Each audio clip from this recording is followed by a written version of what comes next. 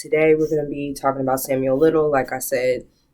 So last week I stated I wanted to start digging more into like African American serial killers, and I think that being someone who's into crime documentaries and shows and stuff like that, serial killers has always been kind of like a taboo subject, and it also brings about a little bit of curiosity for me. So like over the many years of watching crime shows on both YouTube and ID, I really noticed that there's not a lot of crime shows about serial killers that are African American, and there's a lot of them. So based on the article from ranker.com, there's like dozens of African American serial killers. I wasn't going to list them all because that's a lot of talking to do, but just to give you guys some type of an example, we don't make up much of the population. So for us to have that many black serial killers, it is a lot because we don't make up a lot. So the most prolific serial killer, which is who we're going to be talking about today on episode 2, is Samuel Little. But he's number 1 on their list. There's also Henry Louis Wallace, Chester Turner, which is somebody that I'm super interested in doing like a podcast about him because there's not much information out there about him. And it's the same kind of with Samuel Little. They literally just did a documentary before he died in prison. And so him having 93 murders and 60 of them being confirmed with the FBI, it's crazy that he went all of these decades without being caught, and as soon as he was, they weren't really able to get as much information as they needed.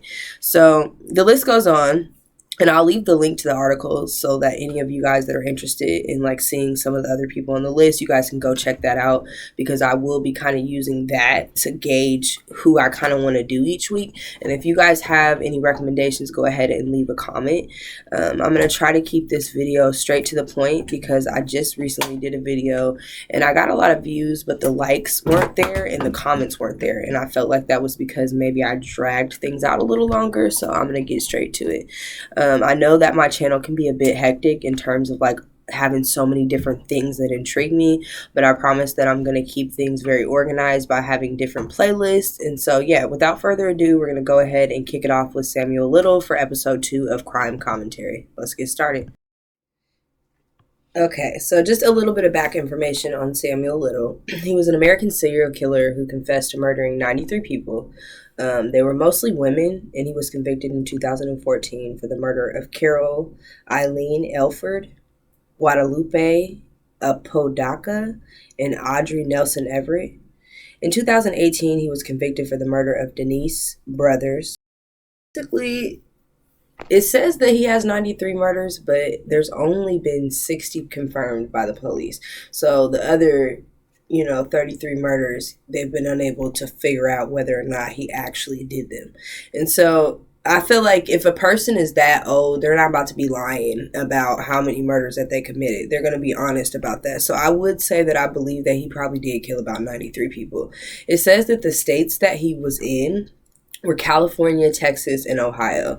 And he was known as the stroke or the choke killer. Well, the stroke and choke killer. So he was known for getting his thing on and then choking them out. So unfortunately, 93 women succumbed at the hands of him, unfortunately. And it took them decades to catch him, which was pretty interesting when I was watching the documentary. Another thing I felt like they didn't really touch much on, like the victims.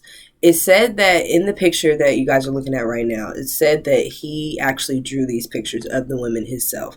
And so these were his memories of the women that he murdered. And for him to remember all of them and them to all have been missing people for all this time, and, or some of them probably weren't even reported as missing. It's really unfortunate.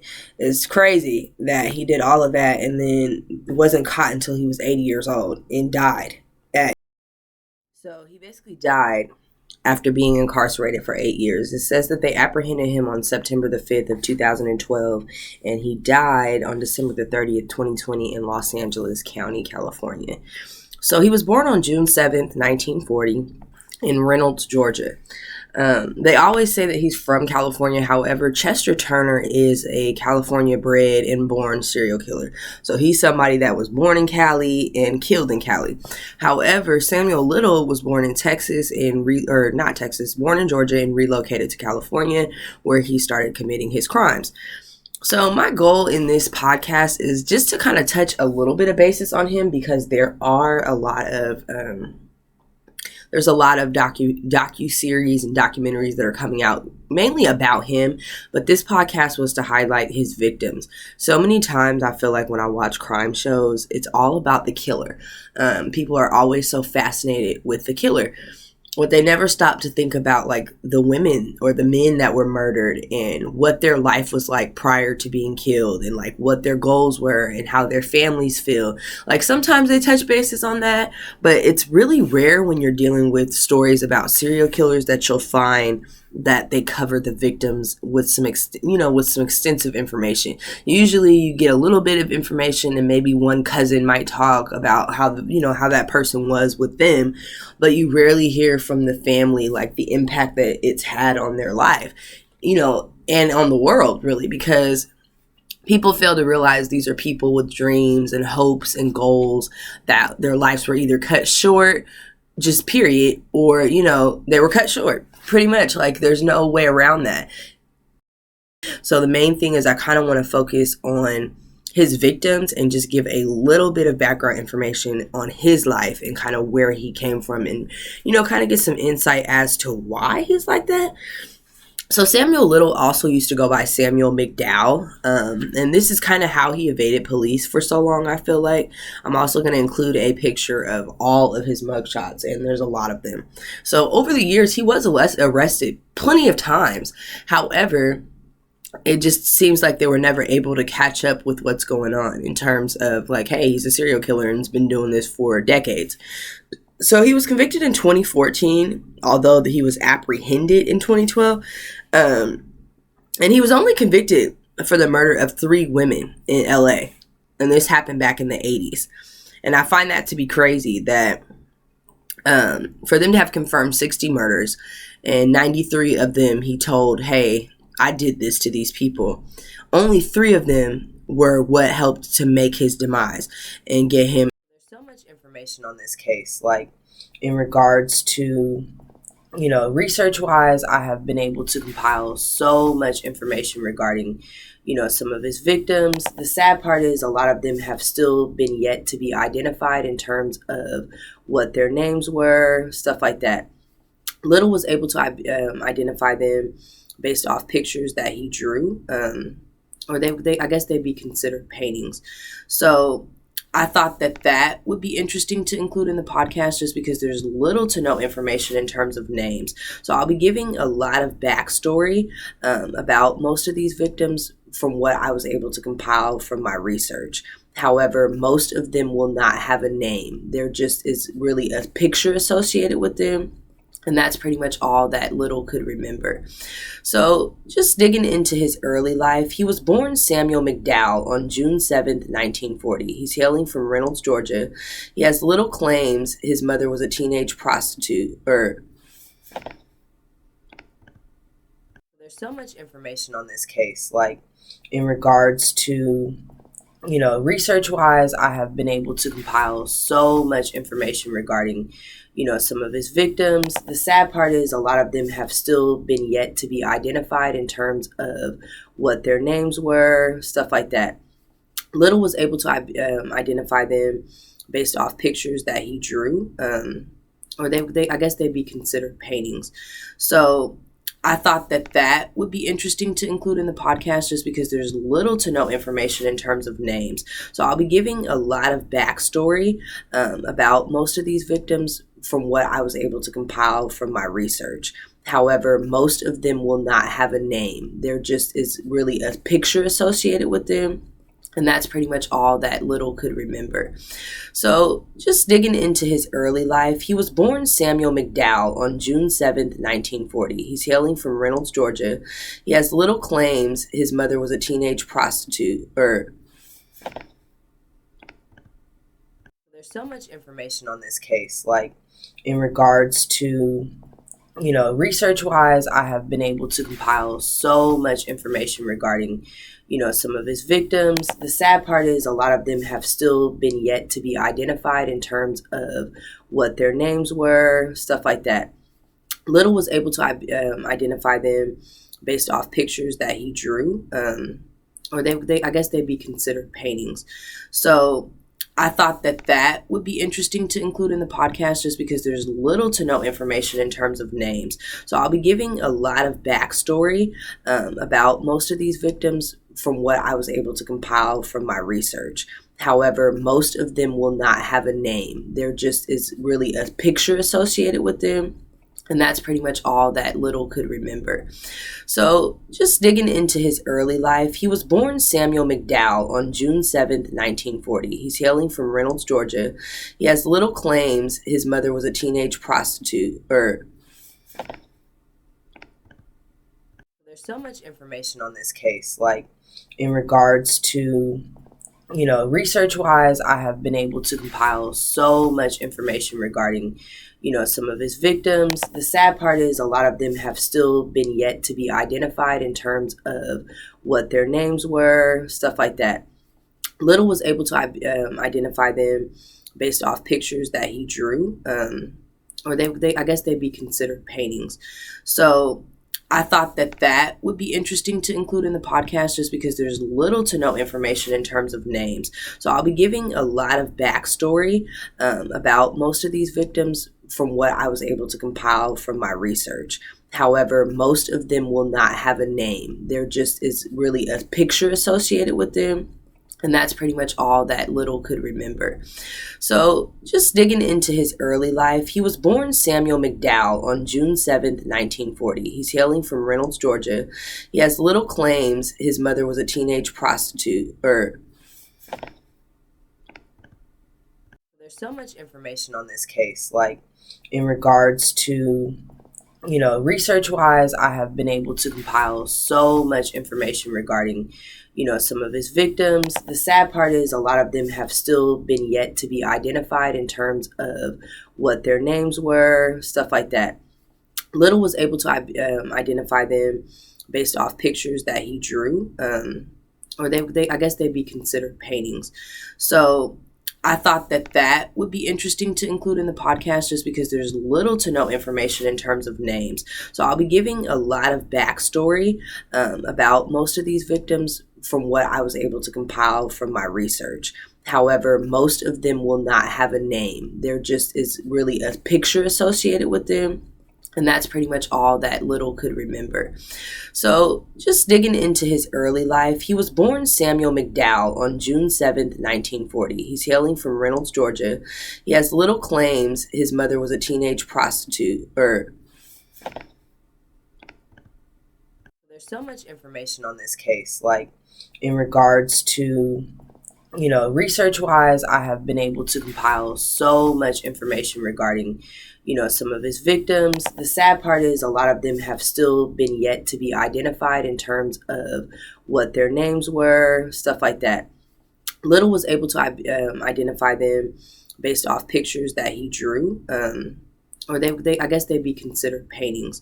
So I thought that would be interesting to include in the podcast just because there's little to no information in terms of names. So I'll be giving a lot of backstory about most of these victims from what I was able to compile from my research.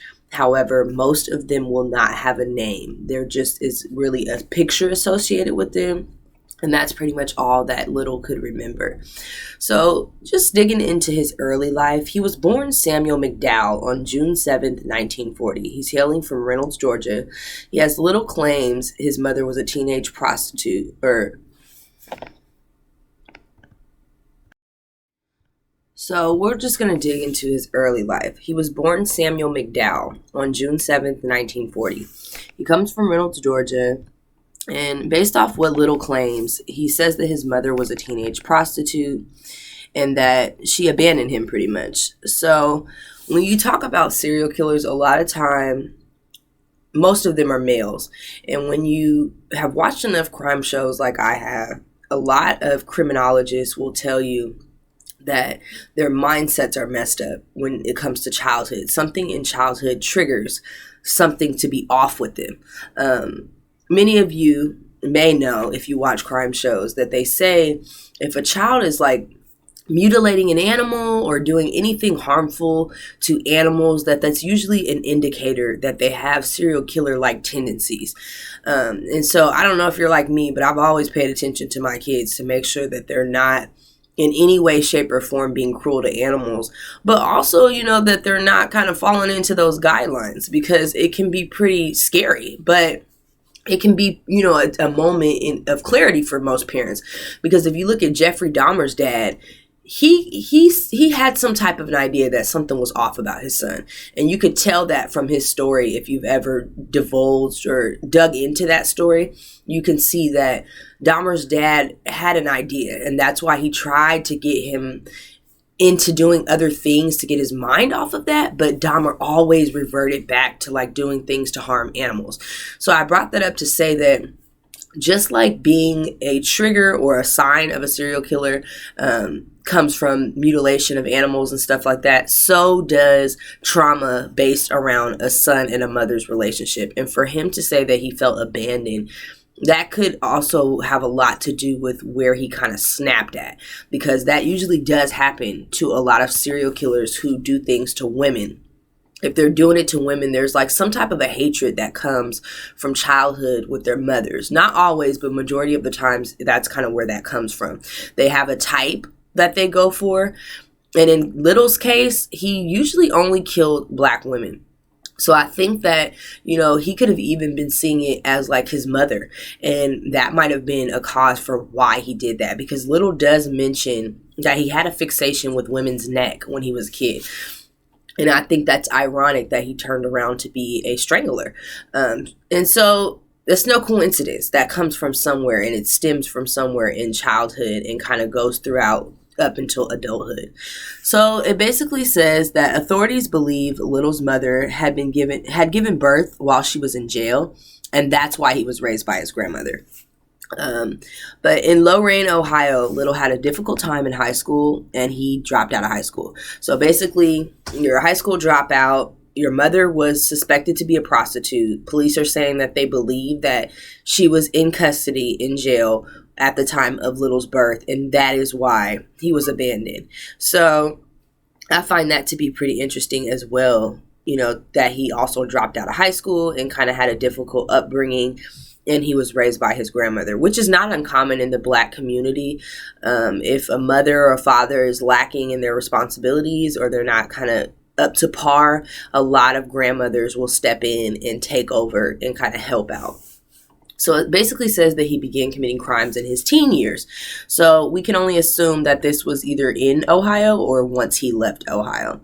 And he started with theft, and most crimes start with petty crimes first, and then the criminal usually evolves into a higher level of crime. So they might start by, stealing lug nuts off a car, and then it could go to stealing the car, to breaking into houses, to eventually evolving into like rape or assault, and then evolving into murder. And so him starting at a young age, his brain wasn't fully developed. So you can only imagine where his mind was, especially with the little backstory that was given.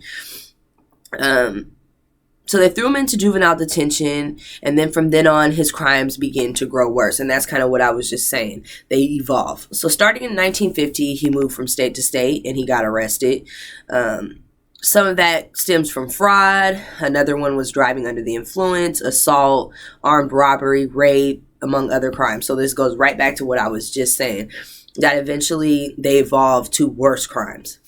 So by 1975, he had been arrested over 25 times in 11 different states. And that is why in that mugshot that you see right now, there's so many of them, because he's been arrested so many times.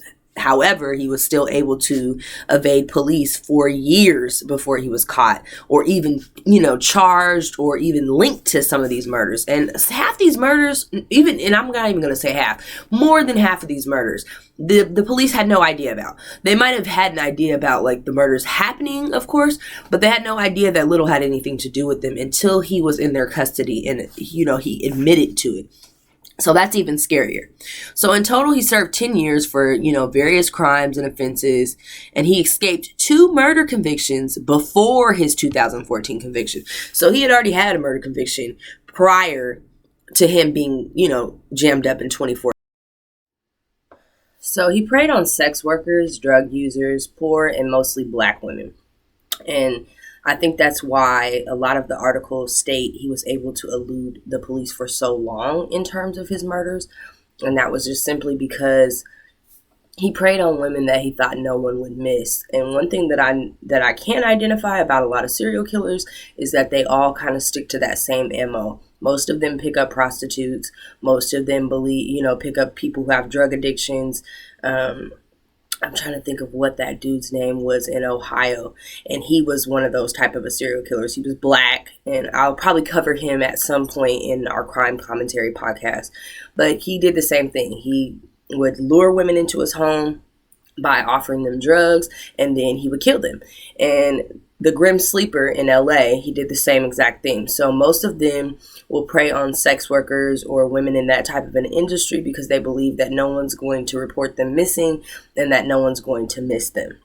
And in some cases that can be true, but you just never know who a person is. There are a lot of people out here in society who might not do things that are particularly savory in terms of American standards, but they still have family that love them, and they still have some type of a relationship with them. So, he could have been caught much sooner had he have murdered someone whose family regularly talked to them and, knew something was off or just wasn't right. So it wasn't until 2018 when he started confessing to his crimes to a Texas Ranger by the name of James Holland. And he questioned Little about all of the killings, and mainly the ones that took place in Texas, because that's what he was initially talking to him for. Authorities across the U.S. are still looking for the bodies of some of his victims. And I mentioned that earlier. There are some of them that still have not been identified with a name. And basically, in Little's own words, he said, "I never killed no senators or governors or fancy New York journalists, nothing." He said nothing like that. Little told New York Times that I stayed in the ghettos. And unfortunately, he killed people that looked like him. They were African American women. I don't remember seeing one victim that was of any other ethnicity. So he stuck to his people and killed in his own neighborhoods, which was it's really unfortunate that he was a killer anyway. But to kill people that look like you, it's just like, I always get out of curiosity, like, what's the logic? It's really crazy. So yeah, to this day, majority of the victims remain unidentified. So they haven't been able to figure out, like I said, names with everything. And many of the deaths at the time, authorities attributed to natural causes, drug overdoses, or they believe them to be accidents. And that's mainly because of Little's method of killing. And so he started out by punching his victims, and he would knock them out cold, and then he would strangle them to death. And so he didn't do it with bullets. He didn't stab them. And so it was really hard for investigators or coroners to identify that there had been foul play there. You got to think, at the time that these murders were taking place, he was born in the 40s. So if you just do the math, by the 70s, he was well into his killing. And the technology back then was just not as advanced. However, I find it kind of ironic that as we've evolved with technology, they were still not able to link him to any of the murders. And so to me, that's kind of like, it just shows that in a lot of Black communities, women are not protected. And it's unfortunate, because that's the job of police officers, is to protect them. And it doesn't really matter what your line of work is, whether you're a prostitute, a stripper, whatever. A lot of, Americans and people see those lines of business in a derogatory way. They're still human beings. They still deserve love. They still deserve to be protected, and they still deserve for someone to fight for them and to pay attention for them. And so the lack of attention, because most of his killings occurred in ghettos and impoverished neighborhoods, it's really sad, because it just kind of shows that this man was able to go on in many different ghettos, because he traveled from different states killing Black women, and he was able to elude the police for so many years. And it's just like, it shows their lack of care for African American women. But I'll get off of that, because that's beside the point at this current time. But basically, yeah, the LAPD gave him the name the choke and stroke killer. And earlier I was saying that's, I was guessing that it was because he liked to have sex with them and then kill them. And hopefully no one took, me saying that in the beginning of the podcast as me being like funny or trying to I wasn't making light of the situation. I just was, trying to get to what I thought the reason was. But basically, the FBI states that he often masturbated while he was strangling the victims. And so that is why they gave him that name. And that's where that came from. So it wasn't because he liked to have sex with them and then kill them. It was because he liked to have sex with them during their killing, unfortunately. So in the next segment of the podcast, I'm going to be focusing on the victims, and then I'm going to focus on his arrest and give a little bit of information in regards to that. So from what I was able to gather from research, I'll be including pictures and I'll be talking about the victims as much as they have given information for. So as the video continues, you'll see the victim's picture that he painted of them, and I'll give a little bit of back history about where he met them, try to do a little back history on them in general, but it is extremely hard to get information when you're not contacting the people's families. So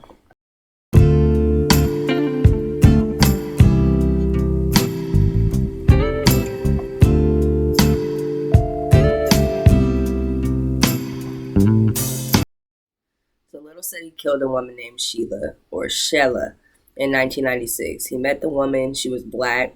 He described her as being 5'6". She was 120 pounds and she was in her 20s. He met her at Tam's Burger on Figueroa and Imperial Avenue. He said that Sheila was with a friend and he gave them both a ride in a blue Cadillac. He said the next day that he met her again at Tam's Burger and she was wearing a black dress, and that he believed that she was a blood gang member, but he basically ended up strangling her in his car. He said he threw her in the trunk and then he headed south on Vermont and passed a horse ranch. He left her body in a grass-covered vacant lot next to a convenience store. He painted pictures of her later on, and authorities identified her as Sheila. So now I'm going to be reading the transcript information in regards to Sheila, just to give you guys some more information that I was able to find from an FBI transcript. And he said that Little met a 5'6" tall, 120 pound, 25-year-old, and he called her a golden brown skinned black female at Tam's Burger on Figueroa. He stated that the woman had a girlfriend. Little gave the woman and her, in quotation, lesbian girlfriend a ride. Little made a date with the black female for the following day at 4 o'clock behind Tam's Burger. He stated that the woman was wearing a black dress and was a blood. He said that he was driving a blue Cadillac and the year was 1996. Little choked the woman out, and he put the woman in the trunk of the car, and then he took her out to the convenience store in a field that was right next to it. Little claimed that he met Linda and a friend named Christina on Figueroa Street in 1991 or 1992. So he said he took Linda, and he did indicate that she was a prostitute. He took her in an alley and he strangled her. He then tossed her body over a wooden fence into a backyard that was near 71st Street and Hoover Avenue. He recalled that a child found Linda's body and that the killing was the talk of the local neighborhood. Not long after the killing, Little said that he lodged a complaint with Los Angeles Police Department about Christina because she had sold him wax, not crack cocaine. Police arrested Christina on a warrant, and that's kind of what Little had said about that. I find that extremely crazy that he would file a complaint after he murdered her friend and say that she sold him, something other than what he paid for. And he pretty much just admitted to a crime because the purchase or selling of illegal drugs or substances is clearly illegal. So why they went and turned around and arrested Christina, clearly it wasn't because of Little's complaint, but just the fact that he would complain to the police like he's a psycho.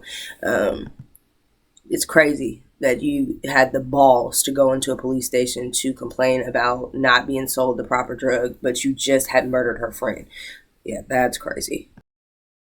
So the next couple of women, including Linda, will not have pictures.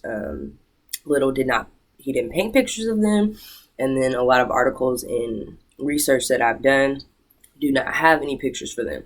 So pictures that will be included, like that he was able to draw in the victims' names, those will be listed. But right now you're seeing Sheila, which is the first victim that I spoke about. So Little's next victim, he didn't have a name for her. He didn't know what her name was, so he titled her the woman in the turban. One thing I would say also is that he seemed to meet a lot of these women at Tam's Burger on Figueroa. So this is something that I'm seeing as a common similarity between all of the women that he talks about. So he says he killed the woman that was from Compton, and this was around 1992. He said he met the woman at Tam's Burger on Figueroa and Imperial. He drove the woman who was wearing a turban towards Compton, and he said that day it was raining and some of the rioting was going on at the time. And so according to law enforcement bulletin released that week, it says that Little strangled the woman in what he referred to as his raggedy Cadillac. He propped her body in his car to make it seem like she was sleeping and drove behind a bank or a loan company in Compton, and he left her body face down on some grass behind the building. So that is the next victim, and he names her a woman in a turban. So the next victim goes by the name of T Money. He said he met a heavyset black prostitute, and her name was T Money, and this was in 1996 at San Pedro and Manchester Street. He took her to eat at a hamburger stand near Slauson Avenue that was across from a medical clinic, and he also said that he strangled the woman in a parking lot and dragged her into an alley. He left her body in a pile of garbage and covered it with the old mattress, according to the account that he gave investigators. So he didn't really have much to say about T Money other than, what I just said.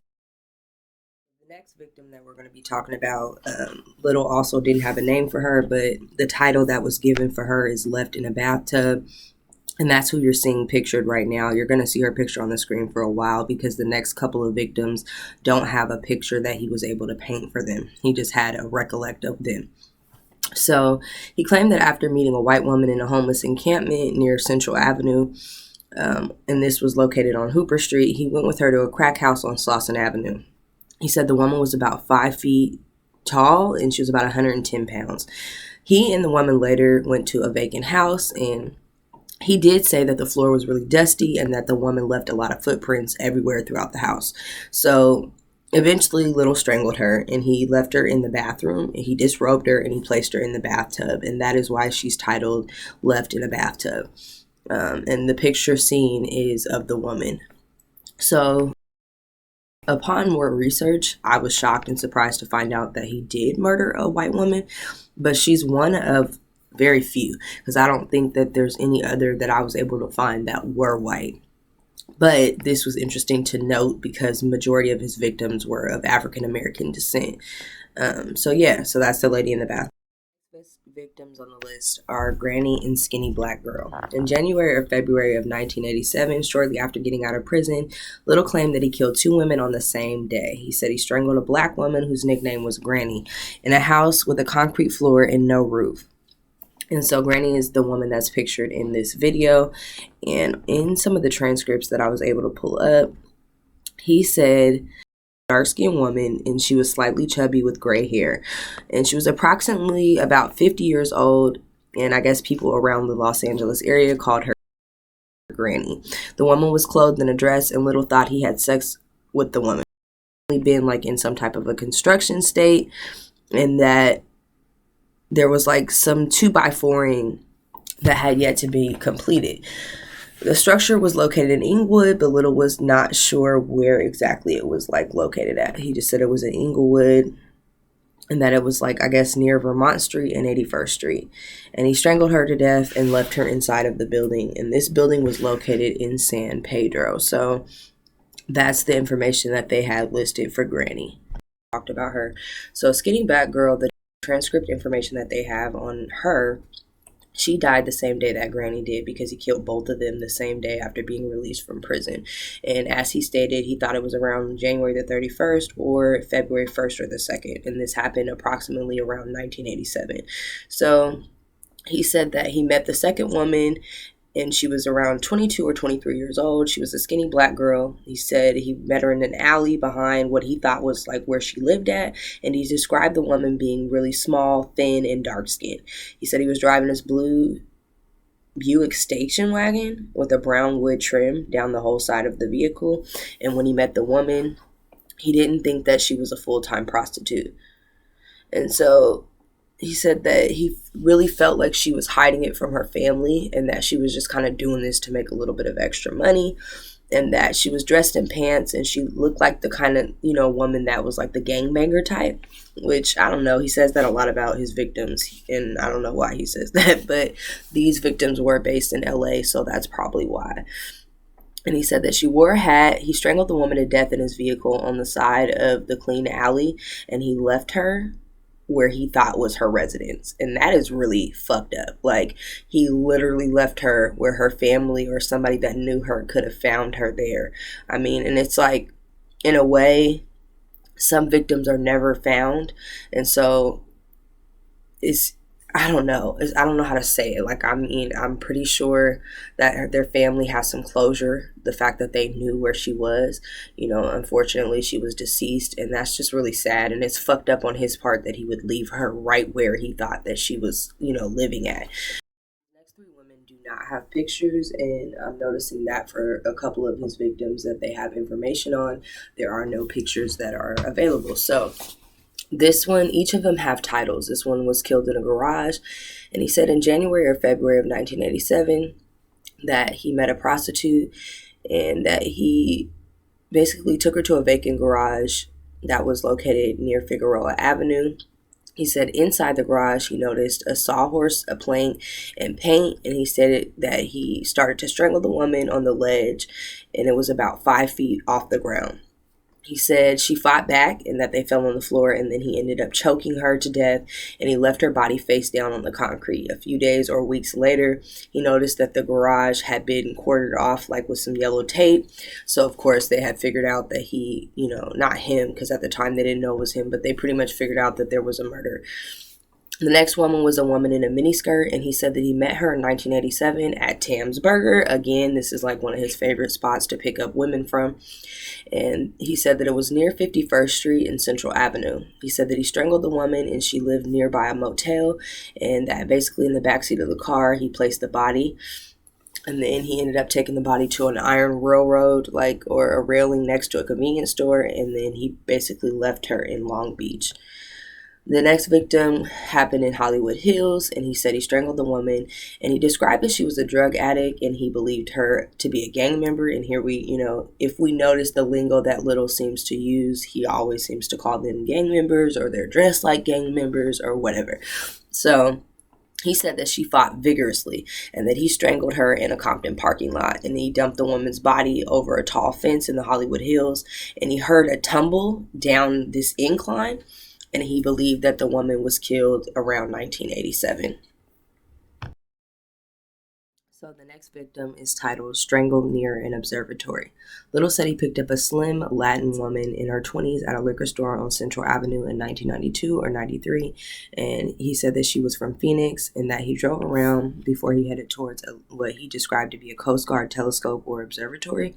He pulled off a driveway and headed down a road into the woods, and he strangled the woman and dragged her body about 30 feet into the trees. This is super sad. All of this is sad, extremely sad. But in the transcripts, he described that she was known as Blind Barbara, and he was driving the same old raggedy Cadillac. She was about 5'9", and she was 120 to 30 pounds. She was between 24 and 25 years old, and that basically she had very long hair and she was wearing a dress. He said that he met the woman at a liquor store on Central Avenue and 22nd Avenue. So most of these places he pretty much frequented. Tam's Burger, the liquor store. So I'm really unsure as to why the police weren't able to kind of catch on to him. So basically, he said that he bought some crack cocaine, and then him and the woman headed, like you heard, to like a little driveway behind an observatory, and that approximately about 100 yards from the gas station. So he keeps leaving victims near businesses. So that's another thing. He has like a pattern that he seems to stick to. The woman that I'm going to be talking about, I did mention her earlier in the video, and I told you that Little put a lot of emphasis on her having a big butt. So I was able to find a picture of her and the transcript information. And it says, in approximately 1996, while driving his Cadillac, Little met a 5'7" or 5'8" tall, 130-pound 25-year-old. He said that she was a chocolate black girl in Los Angeles, California. He said he originally met her that because she was living near a halfway house that was located off of Florence Avenue in a dead-end street, but it was close to Interstate 10.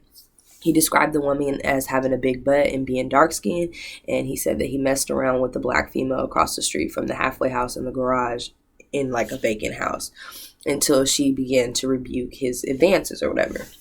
So he said he saw her again on 81st Street in Figueroa, and she was wearing a long flower dress. He said he took the woman to a nearby automobile stop, and he basically ended up going into the driveway between the buildings, and there was an empty trailer there.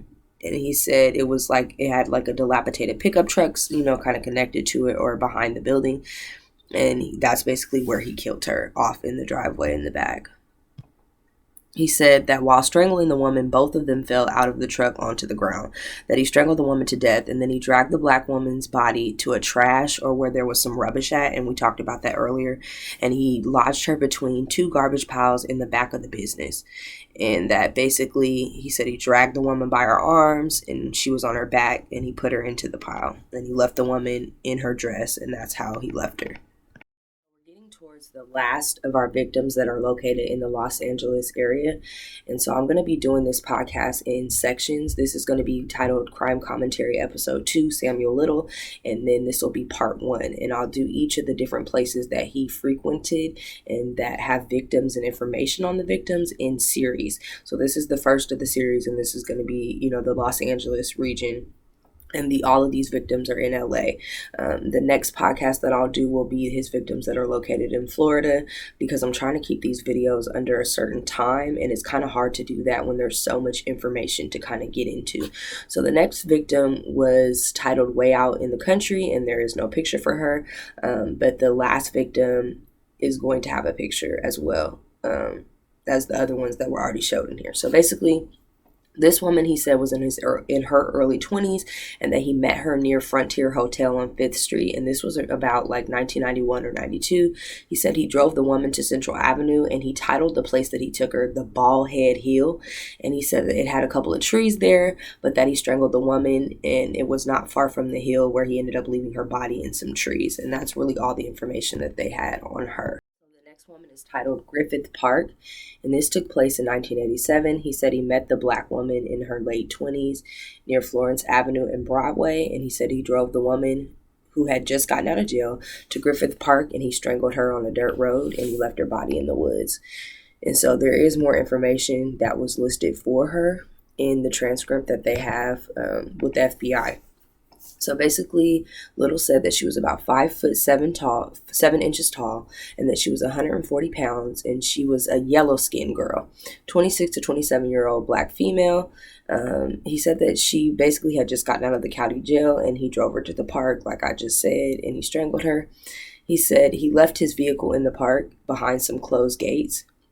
And he said that he walked to a bus stop with a black female and had intercourse with the woman at the bus stop. He then took a bus with the woman to his residence located on 81st Street in Vermont, and he gave the woman $5 to eat food at a chicken establishment around the corner while he went inside to speak to his girlfriend, Jean.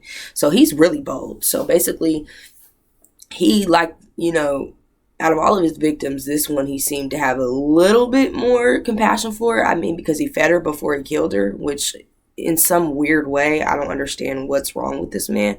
Like the fact that you would take her and your girlfriend, I wonder why his girlfriend never said anything, because I would have been, if I was somebody's girlfriend and I seen him take a woman to a restaurant and met me somewhere outside, I'd be wondering what's going on. And I wonder why that didn't really raise any suspicions with her. But basically, he said that after that they drove to the park, and that basically he was in a black Thunderbird, and it wouldn't start after he parked the car, which ironically, that's what he gets. But basically, that's what they ended up leaving the car for, and that's why he ended up walking with the girl. So he said a short time later, the black female knocked at his door, and Little started keys to his other car, which was a green Mercury, and he drove the woman past Highway 5 to the backside of the Griffith Park. He said that he drove to a dirt road and that he was near the superhighway, and that is where she unfortunately met her. And the woman was clothed in a dress, and he stated that, again, she had a big butt and she was wearing red panties. The last and final victim that they have information on, in terms of what Little was able to give them and what they were able to connect, is titled Interstate 10. And basically, this is the last victim that they were able to, tie to him in Los Angeles. So in our next podcast, we'll be talking about his Florida victims. And because these are extremely lengthy, because I'm reading from the transcripts and I'm also reading information that I was able to compile from different places, and the sources will be left in the description in the comment section. You can kind of let me know what you felt about this video. We're going to get into the last one on the list for LA, and then we're going to, kind of just talk about the next ones next week. So yeah, basically Little claimed that he basically killed the black woman, and he picked her up from Florence Avenue and Interstate 10, and this took place in about 1984. He said he took her to this slope that lays up to the freeway, and he had sex with her right there off the freeway. And basically, according to a police bulletin, he strangled the woman and dragged her body up the hill, leaving it near a service road. So Little, as we can tell from just his LA portion of the video, he seemed to frequent the same areas: Figueroa Street, Tam's Burgers, the liquor store. There's so many areas that multiple different times from the transcripts that I've read, we hear the same areas that he seemed to frequent, which to me is surprising that the police did not really catch on to him a lot sooner. And it just shows, like I said earlier in the video, the lack of love and just fight for black women. Like, nobody was fighting for these women. Nobody was alerting the police like, hey, my loved one is missing. Nobody was bringing attention or awareness to the fact that, like, there's a lot of murders happening. And seeing that the time that these murders took place in, a lot of the technology was not as advanced, that does not excuse the fact that real police work was not being done on behalf of these women. It's like they didn't truly care about these women because of the line of work that they were in. And in so many crime documentaries, I noticed that, like, whenever it's about a prostitute or a drug addict, the police tend to have a negative reaction when they're speaking. And see, people do not tend to understand that when you speak, it's not only what you're saying and how you're saying it, but it's also your body language. And a lot of police officers in these crime documentaries, when they're speaking on a victim that was a prostitute, they have this stank look on their face and they just seem extremely uncomfortable. And you can only imagine how they felt when it came to fighting for these people's rights. They clearly didn't give a damn because they didn't do their job. And so I feel like in Los Angeles, they definitely failed these women in these neighborhoods that were impoverished. And they did that because they really don't care. Like, and it shows. This is the proof right here. It shows that they did not care about these women, that they didn't take the time out to really link these murders to each other. And that is why Little was able to evade the police for so long, because they just didn't care. It wasn't because he was unable to be caught because he was smart, because he really wasn't smart. Anytime that you go to the same places to pick up the same, type of people, eventually, as a police officer, it's just kind of common sense. If you're looking for a murderer and he seems to have bodies in the same type of an area, then why not link these together if they're happening the same exact way? They were all strangled. He wasn't a violent, killer in terms of like shooting them or stabbing them. So there should have been some type of connection that was made. And to see that a lot of these were deemed as natural or, something else, it's like, no. Get out of here. They just didn't do their jobs. So anyways, that concludes our first segment of crime commentary in terms of Samuel Little. And this, pretty much gives you information on his Los Angeles victims. I hope that I was able to shed a little bit more light on the victims in general, because I think a lot of times, like I stated in the beginning of the video, they go unnoticed the most, and their stories are the ones that deserve to be told. And we deserve to kind of know what happened to them and get a little bit of a backstory about like what they look like. And so hopefully including the pictures was helpful as well. Thank you guys so much for tuning in and taking the time to kind of just hang out with me for the past 45 to 50 minutes. And yeah, don't forget to like, comment, and subscribe. I'll see you guys next week.